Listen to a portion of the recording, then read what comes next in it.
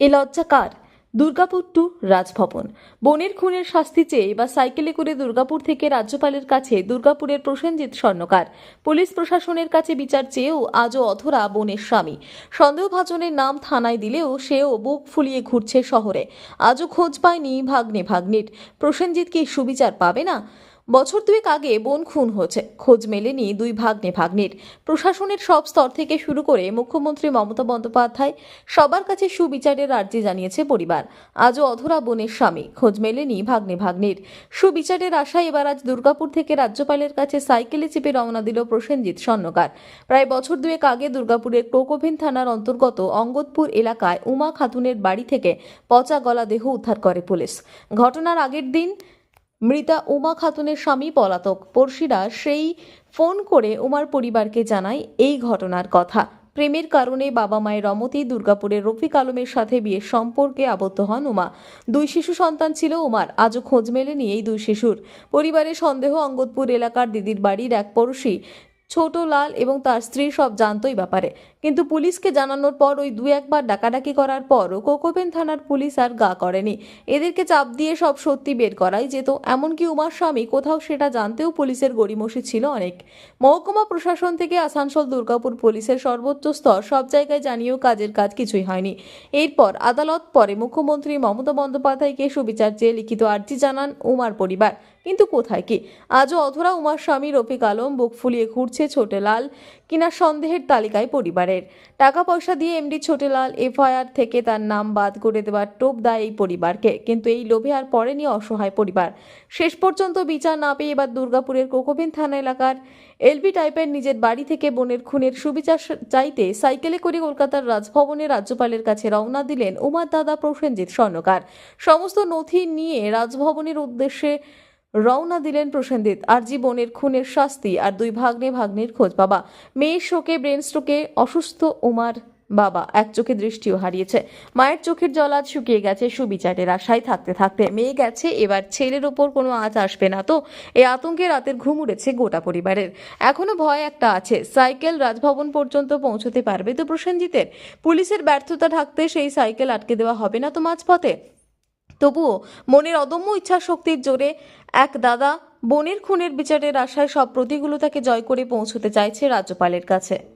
রাজভবন যাচ্ছি রাজ্যপালের সাথে কথা বলতে আমার বোনের মার্ডার কেস নিয়ে, যেটা আজ 21 মাস অলরেডি পার হয়ে গেছে, এখনো পুলিশ কোনো সুরাহা করতে পারেনি। অ্যাকচুয়ালি আমার যেটা মনে হচ্ছে পুলিশ সঠিক 38 নম্বর ওয়ার্ড ইস্ট ইন্ডিয়া বস্তি। কবে হয়েছিল? 14ই অক্টোবর 2022। তারপর পুলিশের ভূমিকা? তারপরে পুলিশের ভূমিকা হবে, আমরা চেষ্টা করছি, কিন্তু অ্যাকচুয়ালি যেটা করা দরকার ছিল সেটা করেনি, আজও করছে না। বহুবার বলার সত্ত্বেও এমডি ছোটেলাল আর রুবি খাতুন কিলারের বোন এবং তার ফ্যামিলি, এদের কাছ থেকে পেট চিপে যদি পুলিশ কথা বার করবো মন করতো বা চেষ্টা করতো, তাহলে কিলার এতদিন লকআপে থাকতো, বাচ্চা দুটো ভালো ভালো পরিস্থিতিতে থাকতো, ফিরে পেতাম আমরা। এখনো পর্যন্ত কাকে কাকে জানিয়েছেন এটা?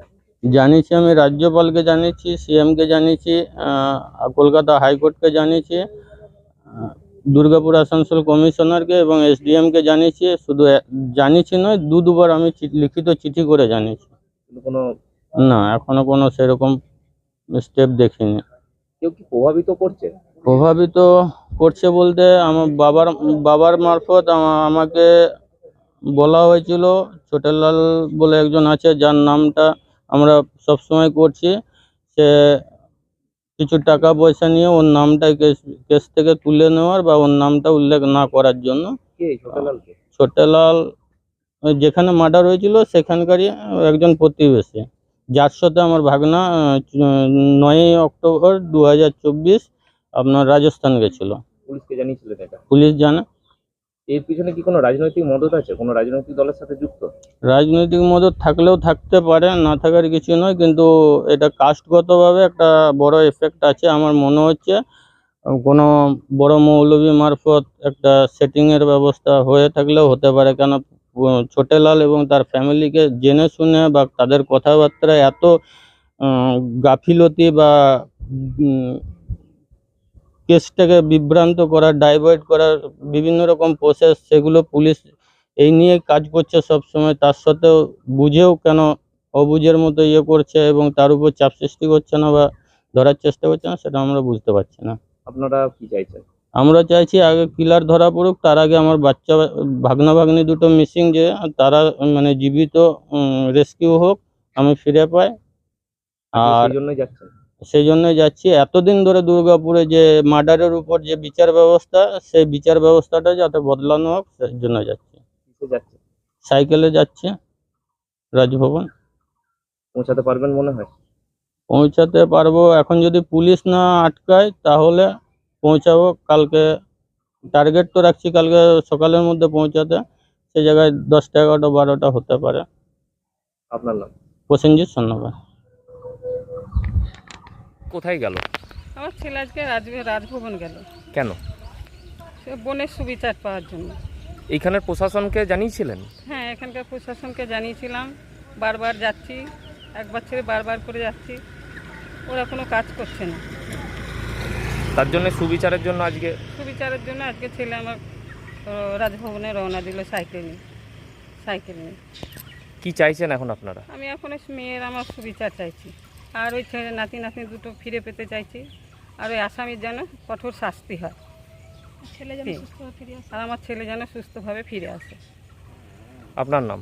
আমার নাম মিনতি স্বর্ণকার।